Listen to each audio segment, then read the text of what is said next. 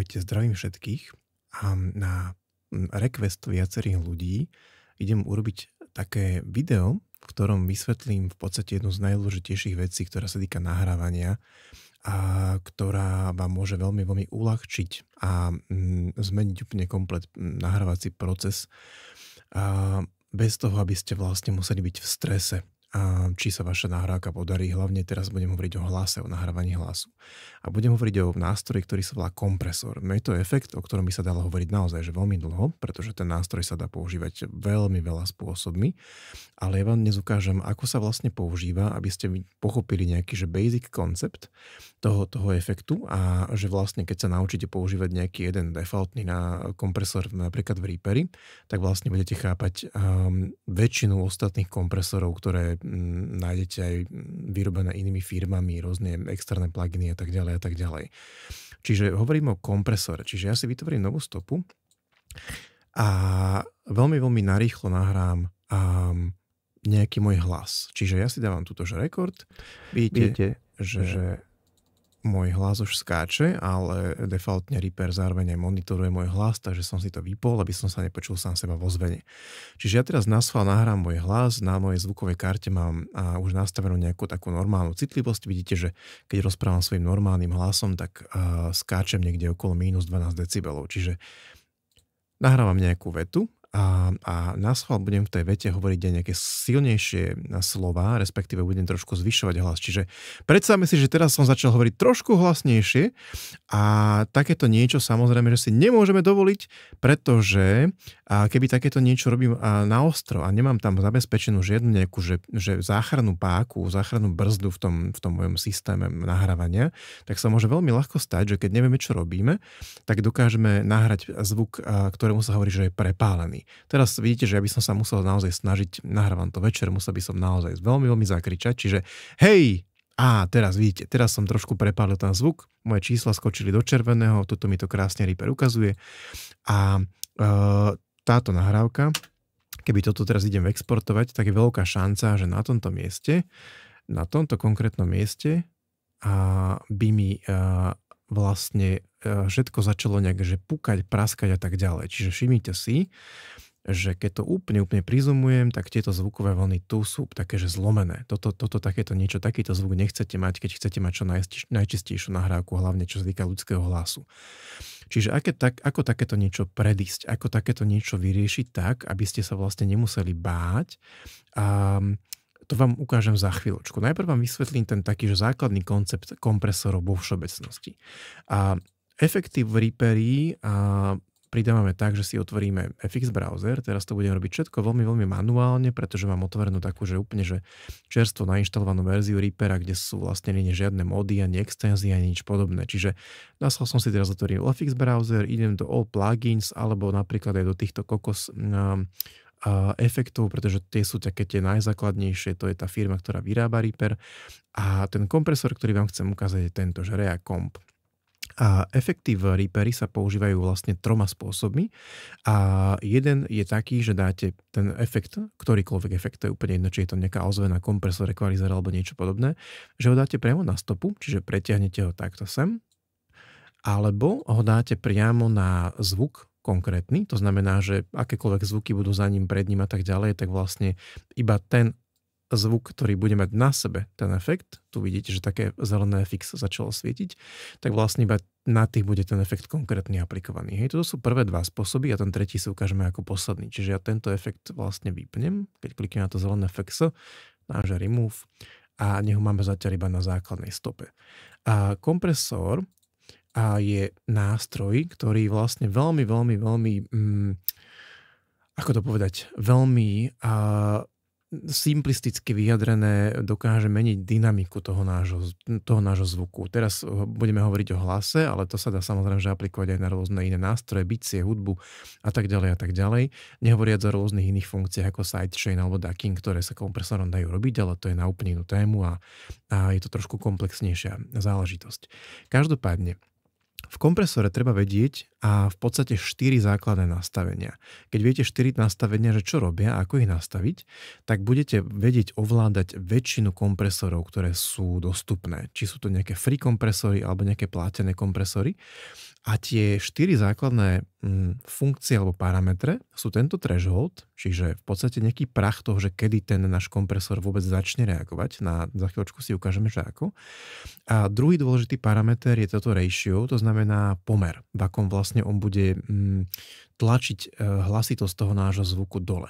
A pri tom pomere sa zastavím. Ten pomer je taký, že v zásade, keď tam dáte, povedzme, že nejaké číslo, povedzme, že okolo 3-4 ku 1, tak to sú také čísla, ktoré vlastne úplne bez problémov môžete použiť vždy pri nejakom hlase, pretože tie algoritmy, tá matematika za tým je taká, že dá sa to normálne pekne vyrátať, že pri akom pomere koľko decibelov stlačíte, ale v zásade treba vedieť iba to, že pri takýchto nižších hodnotách, dovolím si povedať, že je okolo 5, 6, 7, ešte stále by to bolo možno, že prirodzené.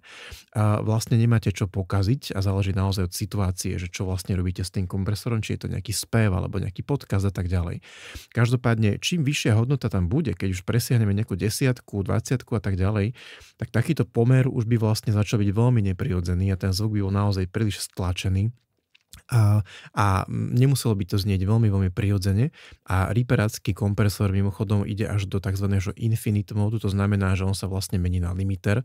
A limiter je nástroj, ku ktorému si spravíme video radšej niekedy neskôr, lebo tam by som to zbytočne teraz komplikoval. Čiže threshold, ratio a ešte sú vlastne dve také dosť podstatné nastavenia, ktoré ale opäť treba povedať, že pokiaľ ich necháte na defaulte, teda hovorím o ataku a release, pokiaľ ich necháte na defaulte, v tomto prípade tu sú nejaké, že 3 milisekundy a release 100 milisekúnd, tak väčšinou nikdy nič nepokazíte, ale treba vlastne vedieť iba to, že atak je v podstate rýchlosť toho kompresoru. To znamená, že ja keby nahrávam teraz zvuk, tuto vidíte, že ja som nahrával svoje slová. To sú slová ľudské a vidíte, že oni sú také, že jemné, že to slovo má nejakú takú akože grafiku, že to je taká nejaká oblasť, zvuková vlna a tak ďalej. A keby nahrám naozaj nejaké také, že vyslovene rýchle zvuky, to znamená, že frčkanie, prstami, luskanie alebo tlieskanie, tak takéto zvuky majú veľmi, veľmi rýchle a krátke transienty. Transienty sú vlastne zvuky, ktoré sú ako keby najrýchlejšie zvuky alebo najrýchlejšia časť zvuku, keby to zazumujem na nejaké moje cknutie alebo niečo také, tak vlastne ten transient sú tieto zvuky tuto, hej, takáto nejaká akoby prvá časť toho zvuku, kde to naozaj tých prvých pár milisekúnd tak najviac pukne, hej, tam je ten zvuk najrýchlejší a najhlasnejší väčšinou. Ako vravím, to sú zvuky, ktoré naozaj sú najvýraznejšie pri perkusiách, pri výrazných rýchlych zvukoch ako mľasknutia, lusknutia, tlesknutia a tak ďalej a tak ďalej. To znamená, že keď dáme pomalšie, tak to znamená, že povedzme, že okolo 50 milisekúnd alebo 100 milisekúnd dokonca, hej, tak tie zvuky skrátka ten kompresor nezachytí, pretože on je príliš pomalý na to, aby vôbec s nimi niečo robil. To znamená, že on by aj tlačil ten zvuk dole, ale on ten zvuk skrátka nevidí, pretože my sme mu povedali, že reaguje na zvuky až vtedy, keď, ja neviem, ich budeš počuť aspoň tých 100 milisekúnd. To znamená, že my keby sme chceli naozaj zachytiť aj tie najkratučkejšie zvuky v tom našom rozprávaní alebo v čomkoľvek, čo nahrávame, tak musíme naozaj dať ten atak kratší. Čiže defaultne nastavený reaperácky na 3 milisekundy. Ja to zatiaľ nechám tak, to je absolútne bezproblémové číslo a release je vlastne opak toho. To znamená, že ako rýchlo alebo pomaly ten kompresor prestane reagovať. Opäť, 100 milisekúnd je absolútne bez problémov, na ľudský hlas nádherne použiteľné a nemáme tým čo pokaziť. Zase je otázka, či robíme niečo s hudbou, s hlasom, so spevom a tak ďalej, pretože v rôznych situáciách ten release môže mať rôzne funkcie. A keď chceme naozaj robiť kompresiu nejakého zvuku, ktorý je veľmi, veľmi rýchly a chceme naozaj, aby ten kompresor robil zásah iba vo veľmi, veľmi kratučkých chvíľach, tak aj ten release môžeme nastaviť na kratší čas. Ale to je naozaj zase na trošku komplexnejšiu tému a zbytočne to teraz pri tomto hlase budem vysvetľovať. Preto je vlastne dôležité hlavne pochopiť ten threshold, ratio a ten attack a release možno chápať, čo robia, ale zatiaľ sa ich nebudeme dotýkať. Každopádne. A teraz som dal ten kompresor na tú stopu. To znamená, že ho používame vlastne už na ten náš náhratý zvuk. To je veľmi, veľmi dôležité. A všimnite si, že niektoré tie časti toho môjho hlasu boli povedané tichšie, to je to tu na schvál, takým, že pokojným hlasom, čo hovorím. A niektoré tie časti toho môjho hlasu sú oveľa, oveľa hlasnejšie. Tomuto sa hovorí takzvaný, že dynamický rozsah. To nemusíte vedieť alebo pamätať si, ale pointa je v tom, že kompresor je práve na to, aby ten dynamický rozsah dokázal prispôsobovať a aby vlastne my sme boli schopní tie tichšie časti posunúť trošku hore, čiže ich zvýšiť, tú hlasitosť, a zároveň, aby sme tie príliš hlasité časti toho zvuku a mierne stlačili, ale nie tak, aby boli vlastne urezané. Preto je ten pomer vlastne taká dobrá a zaujímavá vlastnosť toho kompresoru alebo všetkých kompresorov, že on vlastne ten zvuk v podstate prirodzene tlačí dole, ale v istom pomere. To znamená, že on naozaj neredukuje tie decibely úplne natvrdo, ale on pekne dynamicky prispôsobuje tú intenzitu toho tlaku, toho zvuku dole. A keď ho nastavíme decentne, keď ho nastavíme veľmi tak, že subtilne, že jemne, tak on vlastne naozaj urobí že veľkú robotu, ale v tom našom hlase alebo v tej našej nahrávke nebude takmer žiadny rozdiel. Rozdiel bude iba v tom, že sme vlastne získali niekoľko decibelov hlasitosti navyše. Čiže prvé, čo urobím je, že budem púšťať tú moju nahrávku, ten hlas, a všímajte si tento pigmeter, tento threshold, ako bude skákať. Nahrávam nejakú vetu čiže vidíte, že ten môj tichý hlas skáče až niekde tuto, čiže ten náš threshold na neho vlastne nedočiahne. Čiže ja si musím vlastne ten threshold začať posúvať smerom dole. Nahrávam nejakú vetu, niekde sem, a naschvál budem v tej vete hovoriť. Všimnite si, že ja vôbec sa nemusím snažiť teraz dostať na tú úroveň, kde to úplne skáče, a dokonca som išiel až do minus 20 decibelov. Ale keď sa dostaneme do tejto pasáže, tak zrazu ten threshold vlastne prekročíme. Ten level toho hlasu bude nad týmto našim sliderom, čiže počúvame, ako zvyšovať hlas. Čiže predstavme si, že teraz som začal hovoriť trošku hlasne. Čiže vidíme, že teraz, jak som začal hovoriť naozaj že hlasno, tak ten level toho zvuku už presahuje vlastne úroveň tohto nášho slidera. Dal som to minus 20 decibelov a tam to zatiaľ necháme námatkovo. Problém je, že ja som zatiaľ nechal ten pomer, to ratio 1:1. To znamená logicky, že on ten kompresor zatiaľ nerobí nič, pretože 1:1 znamená, že ten zvuk je úplne rovnaký. Čiže zmeníme to povedzme na 3 až 4:1. Ja tam dám takto nejak námatkovo, že povedzme, že 4,7 k 1, môžeme tam kľudne aj manuálne napísať takto, že 4 a bude to 4 k 1. A teraz si všimnite, že keď ja začnem vlastne rozprávať v tom hlasnejšom móde tak tuto v tomto pásiku mi začne skákať červené číslo z vrchu a bude sa akoby ťahať dole. A bude tam vždy nejaká hodnota a tá hodnota, to je vlastne tá úroveň decibelov, ktoré ten kompresor stláča pri týchto silnejších pasážach dole. Čiže logicky týchto pasáží sa vôbec nedotkne, ale tieto pasáže trošku stlačí dole. Čiže ja to púšťam. Také silnejšie slova, respektíve budem trošku zvyšovať hlas. Čiže predstavme si, že teraz som začal hovoriť trošku hlasnejšie a takéto niečo samozrejme, že si nemôžeme dovoliť. Čiže vidíte, že môj hlas v podstate zostal takmer nezmenený. Nebolo to úplne akože najsubtilnejší zásah, lebo som to robil naschvál, akože som kričal. Ale tuto v tomto bode sa vlastne zobrazovala v istom momente hodnota až koľko na... Predstavme si, že teraz som začal minus 7 decibelov. To znamená, že v tom najhlasnejšom bode, a to som ani nešiel sem, ale tam teraz zbytočne by som chodil, v tom najhlasnejšom bode toho môjho hlasu, tá hodnota už bola až minus 7,2 decibelov. Logicky to pre nás znamená to, že vlastne tú silnú pasáž ja stišujem až o 7 decibelov v istých momentoch a to znamená, skúste si to tak nejak premyslieť, že čo to asi znamená. Máte 2 sekundy, raz, dva. Znamená to, že vy môžete vlastne celý ten zvuk, ako je, a posunúť o 7 decibelov hore. Hej? Vy môžete vlastne celý ten zvuk posunúť o 7 decibelov vyššie, pretože tých 7 decibelov vlastne vám ten kompresor tuto blokuje. Čiže vy vlastne ste si urobili až 7 decibelov hlasitosti navyše, ktoré teraz môžete pridať tomu zvuku. To znamená, že ak by sme to chceli robiť automaticky samozrejme, hej, tak Reaperácky kompresor, nie všetky kompresory túto funkciu majú, hej, ale náš Reaperácky to má. Je tam aj, že auto make up. Make up znamená, že on vlastne za vás nastaví to volume, ktoré ako keby ste potlačili tým kompresorom dole. Čiže teraz to bude trošku hlasnejšie, keď ja som dal auto make-up. Budem trošku zvyšovať hlas. Čiže predstavme si, že teraz som začal hovoriť trošku hlasnejšie a takéto... Čiže vidíte, že môj hlas zrazu znie takže veľmi nadúpane, tak rádiovo a len za pomoci kompresoru. Čiže on vlastne za mňa robí to, že ten level ako keby upravuje na tú hlasitosť, ktorú my sme mu ako keby ubrali v tých hlasnejších častiach. Ale keby to chceme spraviť manuálne, čo môžeme, Tak to môžeme urobiť jednoducho tak, že väčšinou kompresory majú ešte aj nejaký, že output alebo že make-up gain knob, ktorý vlastne vám toto urobí. Ako keby, že predtým, ako ide ten output von, tak vy ho dokážete ako keby zase potlačiť smerom hore.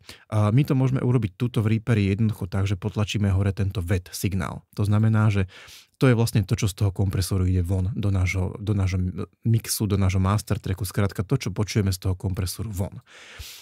Čiže ja keďže viem, že v tých najsilnejších pasážach mi vlastne ten kompresor tlačil ten zvuk až o 7 dB dole, alebo minus 7,2, tak môžem kľudne tuto potiahnuť ten VET mix v podstate na povedzme, že na nejaký 7 dB, dajme tomu.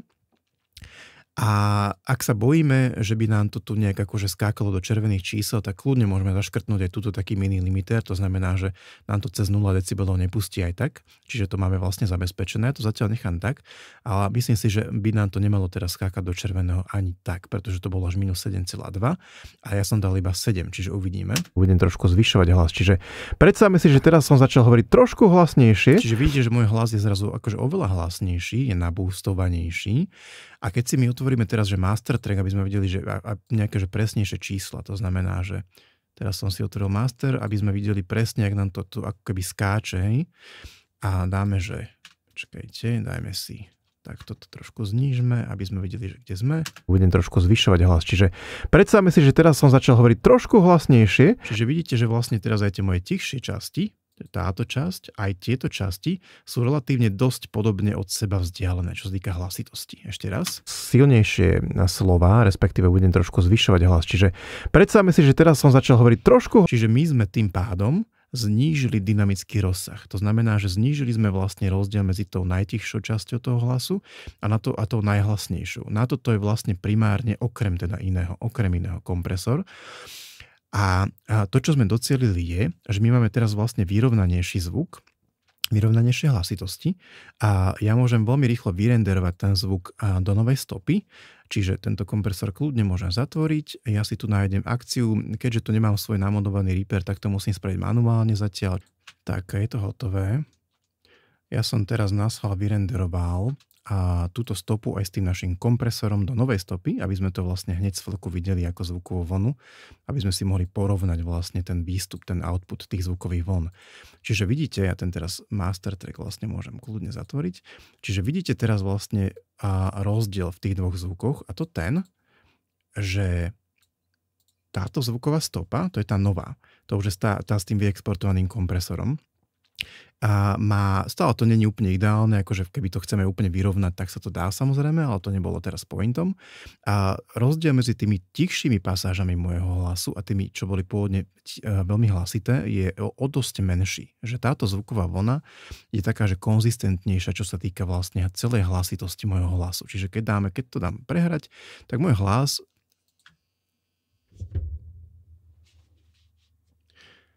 Čiže keď to dám prehrať, tak môj hlas bude stále vlastne znieť dostatočne rovnako, aj napriek tomu, že v niektorých pasážach som kričal na schvál, respektíve som zvyšoval hlas. Čiže púšťam to. Slova, respektíve budem trošku zvyšovať hlas. Čiže predstavme si, že teraz som začal hovoriť trošku hlasnejšie a takéto niečo samozrejme, že si nemôžeme dovoliť, pretože pointa je v tom, že takýmto spôsobom dokážeme naozaj veľmi krásne upraviť nahrávku, či je to už nejaký ľudský hlas alebo nejaký podcast, ktorá bola samozrejme, že ale nahraná dobre. Hej. To znamená, že pokiaľ my máme nejakú nahrávku, ktorá už bola nejaká prepálená, tak to už ťažko zachránime, ale predstavme si, že sme v takej situácii není teraz.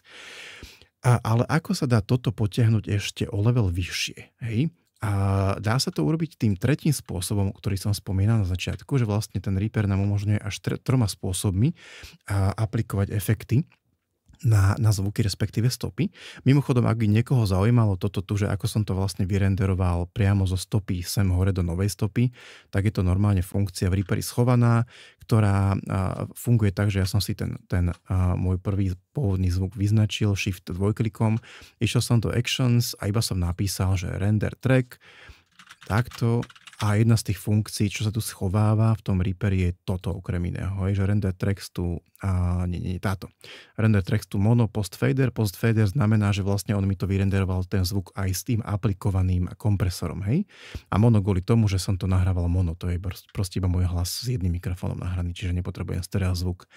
Čiže on vlastne automaticky vyrenderuje ten zvuk do novej stopy a mutne tú našu pôvodnú stopu nevymažujú. Ale to je zase iba na taký detail, to je na úplne inú prednášku, takéto niečo, potom takéto funkcie v Reaperi.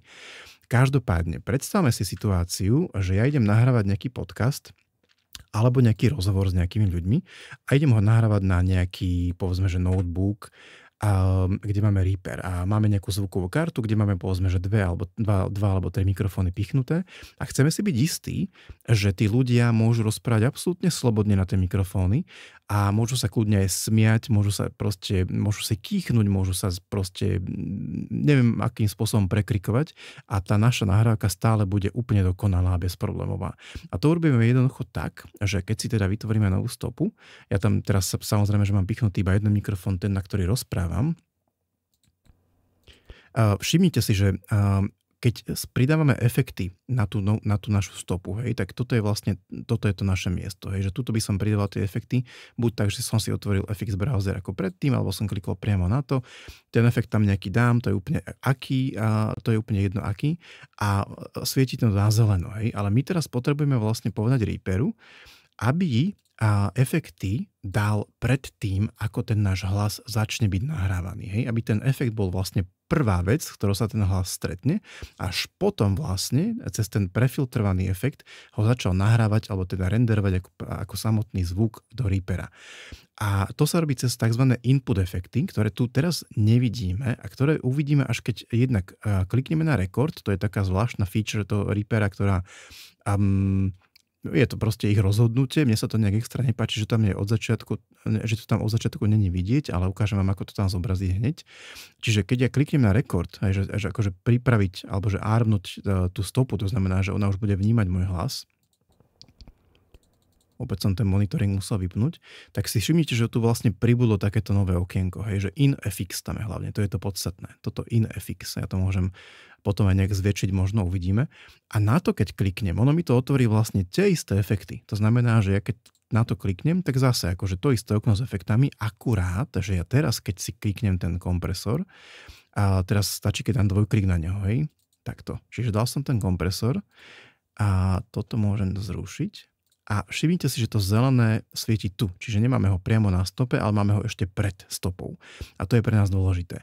Čiže ja keď si na to kliknem, aby som ten kompresor videl, že čo teraz vlastne robí, tak ja môžem ten môj kompresor nastaviť v podstate veľmi podobne, ako som mal predtým. Čiže ten threshold dám niekde na nejakých minus 15 až minus 20, to je jedno, niekde túto.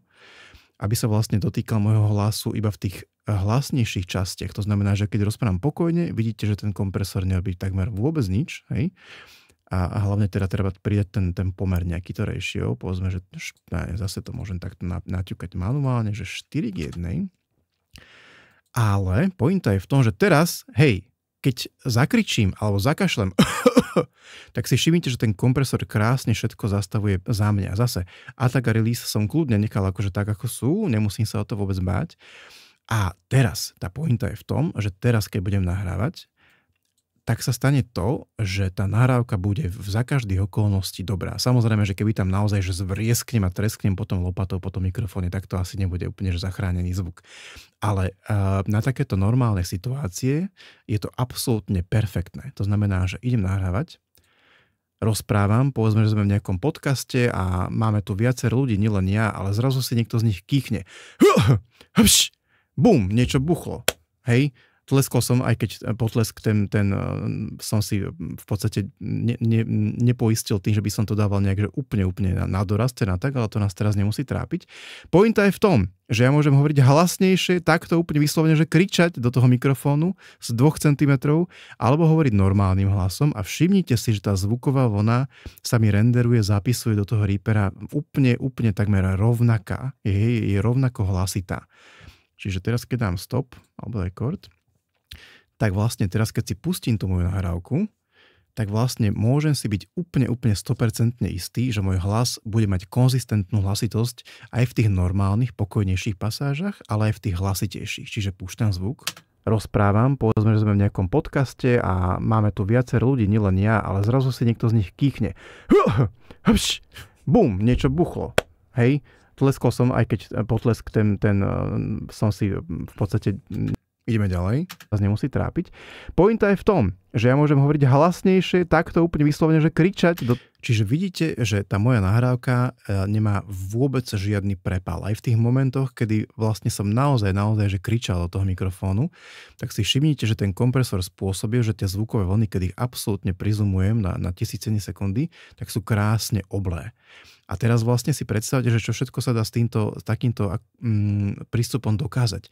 A ja toto bežne používam, keď nahrávame s manželkou a poviedky. To znamená, že ona načítava poviedky, ktoré sú väčšinou hororové pre jeden časopis slovenský a tam sa často aj kričí. To znamená, že ja si nemôžem dovoliť vlastne teraz hodinu stať pri zvukovej karte, pri nejakom mixpulte alebo pri čomkoľvek a mať ruku na nejakom gain, na nejakej citlivosti mikrofónu. Ja si musím zabezpečiť vlastne to, že keď raz dám rekord, tak moja manželka môže tú poviedku prečítať absolútne normálnym hlasom a zároveň, že v istých momentoch, kde tá poviedka vyžaduje, môže zvriesknúť, zakričať, zanadávať a tak ďalej. A tá poviedka bude nahratá stále konzistentne. A rovnako, ako sa tam dá dať kompresor, to znamená ten efekt, ktorý som tam dal, tak sa tam dá dať vlastne hociaký iný efekt a ono ho to vlastne zapíše, vyrenderuje. To znamená, že keby ja napríklad pred ten kompresor, teraz už mi to otvorí takto okienko, dám, že add, pridať efekt. Keby ja pred ten kompresor dám hociaký iný efekt, to znamená, že aj nejakú šialenosť typu môj obľúbený pitch shifter, čiže pitch, a dám ho pred ten kompresor, hej. A začnem meniť môj hlas, to znamená, že ja to nejak takto, že námatkovo zmením, hej. Neviem, čo teraz budem robiť, ale budeme to za chvíľočku počuť. Nechcem dávať monitoring, aby sme boli prekvapení, hej. Ja to teraz pustím, naschvál som posunul vlastne o jednu oktávu nižšie môj hlas a nejak som tu zmenil formant, čiže môj hlas bude znieť ako robotický zombík, ale vlastne narazí sa stále na ten kompresor, to znamená, že sa nemusím báť, že to bude nejaké prepálené. Keď dám rekord, tak si teraz zapamätajte, že ako zniem, hej, ja tam môžem dať nejaké divné zvuky, wow, a tak ďalej, a tak ďalej.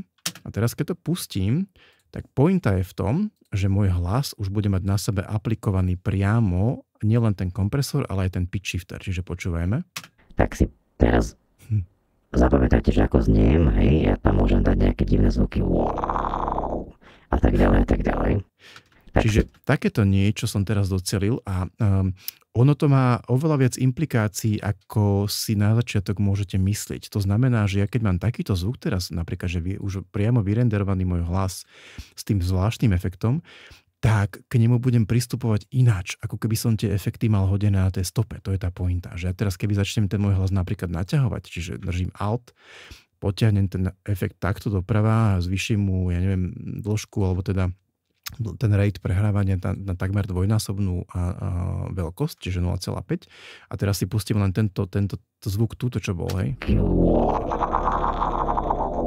Tak to znie veľmi zaujímavé, hej. Zapamätajte, že ako zniem, hej. Keby tam ešte zmením to, že to vlastne nezachováva výšku tónu, ale že to bude naozaj spomalené, čiže toto dáme preč, tak to bude znieť takto. Zapamätajte, že ako zniem,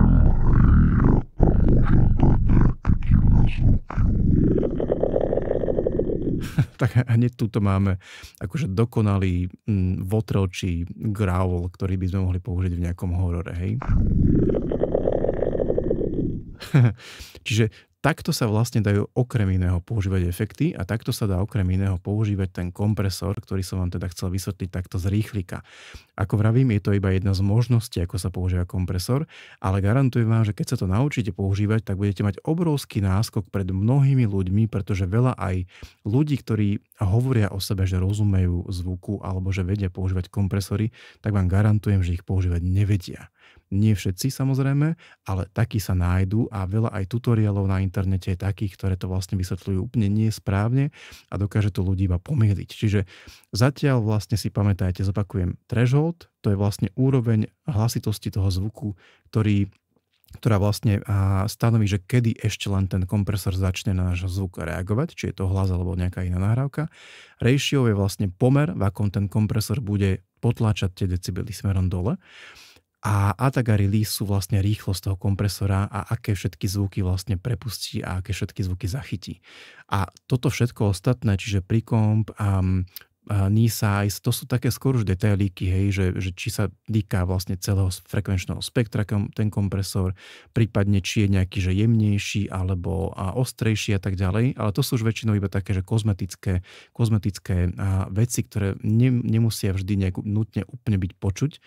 A tie 4 veci, threshold, ratio, attack a release, ak si zapamätáte, ako sa používajú, tak budete vedieť používať takmer každý kompresor. A aby som vám to dokázal, ja tam na tie input efekty hodím nejaký iný kompresor a dám si tam kompresor, ktorý sa volá, že Melda. Melda je mimochodom firma, ktorá tiež má úplne super balíček pluginov. Melda, a ja si ho musím nájsť, počkajte, Melda kompresor, toto by mohol byť on, hej. Melda kompresor, hej, vyzerá nejak takto. A tento náš kompresor kľudne môžem vypnúť, ten pôvodný, ten riperácky. A všimnite si, že tá grafika je samozrejme že úplne odlišná, hej. Vidím tu zrazu nejaké okienko, ale keď sa na to popozeráte poriadne, tak budete vidieť tie isté veci, hej. Ten threshold, ktorý bol v Reaperi tuto vľavo, tak ten máme tuto. Vidíte, že už tam je defaultne nejakých, že minus 12 a to sa bude vlastne hýbať táto úroveň tu. To znamená, že vidíte, keď idem robiť to isté, čo v Reaperi, tak zase si nastavím threshold na nejakých, že minus 17 a tak ďalej. A keď budem hovoriť hlasnejšie, čo vlastne toto je môj hlas, tá čiarka, čo tu tak skáče, tak vidíte, že ono cez tú čiarku to vlastne prejde iba občas, keď poviem niečo naozaj na hlas. Ratio je tu, to znamená zase pomer, ktorý ja si môžem zmeniť a tuto vám to krásne ukazuje tu akoby tú líniu toho, že ako to volume bude prispôsobené, čiže tuto to vlastne vidíte graficky vysvetlené v podstate. Čiže ja som tam vždy dával nejaké, že 3:1 alebo 4:1 plus minus. Čiže vidíte, že ono sa to akože tuto v tom bude zlomí a to volume už nebude skákať takto, ale už bude trošku potlačené smerom dole.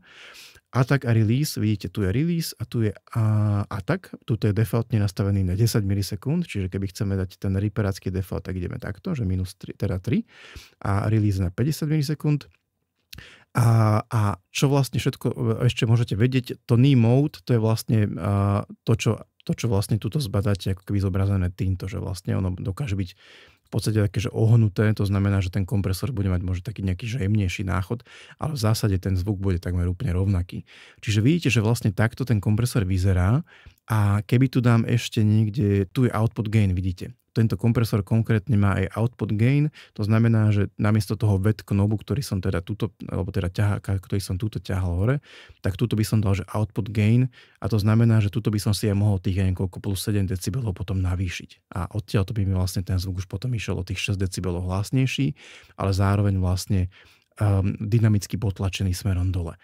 A mimochodom, keby vás to zaujímalo, tieto melodiacké pluginy nájdete na stránke, že meldaproduction.com a oni majú síce aj platené veci, ale majú aj vlastne, že free bundle, kde máte, neviem koľko, možno 15, 20, 30 efektov, ktoré sú veľmi, veľmi kvalitné. Sú tam equalizery, kompresory, nejaké ozveny a podobné veci, flangery, chorusy a je to free. To znamená, že nechcú od vás nič, dáte si free download a jednoducho máte tie efekty stiahnuté. Čiže veľmi, veľmi odporúčam. A to je vlastne všetko. Takýmto spôsobom som vám vlastne ukázal, že naozaj threshold, ratio, attack a release sú vlastne jediné veci, ktoré potrebujete na takú základnú prácu s kompresormi vedieť. A keď ich nájdete hociakom inom kompresore, tak vlastne viete urobiť vždycky to isté. To isté. Takže asi tak, ľudia, snáď to pre vás malo nejaký zmysel a pamätajte na budúce, keď budete niečo chcieť nahrávať, či to bude podcast, poviedka alebo nejaké vaše možno voiceovery do nejakej hry a tak ďalej, tak zamyslite sa nad tým, či tam náhodou nie sú nejaké pasáže, ktoré nebudete musieť ako keby preháňať cez ten kompresor najprv, pretože ako vravím, prepálený zvuk už nemáte ako opraviť, na to už neexistujú pluginy, sú také, ktoré dokážu možno že trošku zjemniť ten zvuk prepálený, ale prepálený zvuk už naozaj neopravíte nikdy. To znamená, že radšej mať ten zvuk takto krásne prehnaný cez ten kompresor hneď a máte zabezpečené, že ten zvuk nikdy nebude vlastne prepálený, keď to nastavíte správne a nikdy nebudete mať nejaké veľké problémy v rozdielnosti a hlasitosti možno aj viacerých ľudí, prípadne toho, či niekto rozpráva alebo kričí. Takže toľko k kompresorom a ďalšie video vám ukážem, že ako využiť vlastne v tomto kontexte aj limitery. A keď budete mať nejaké otázky na mňa, tak pokojne do komentárov alebo proste niekde na hodine, pretože toto videjko robím primárne teraz kvôli druhákom a asi aj tretiakom, s ktorými som to teraz riešil na hodinách a viem, že kompresory nie sú úplne jednoduchá téma pre všetkých a nedá sa to pochopiť hneď naraz. Čiže teraz máte k tomu aj videjko odo mňa. Dúfam, že vám to dáva nejaký zmysel celé a uvidíme, ako sa budeme s týmto potom vysporadovať na hodinách. Čiže majte sa zatiaľ krásne a teším sa na vás.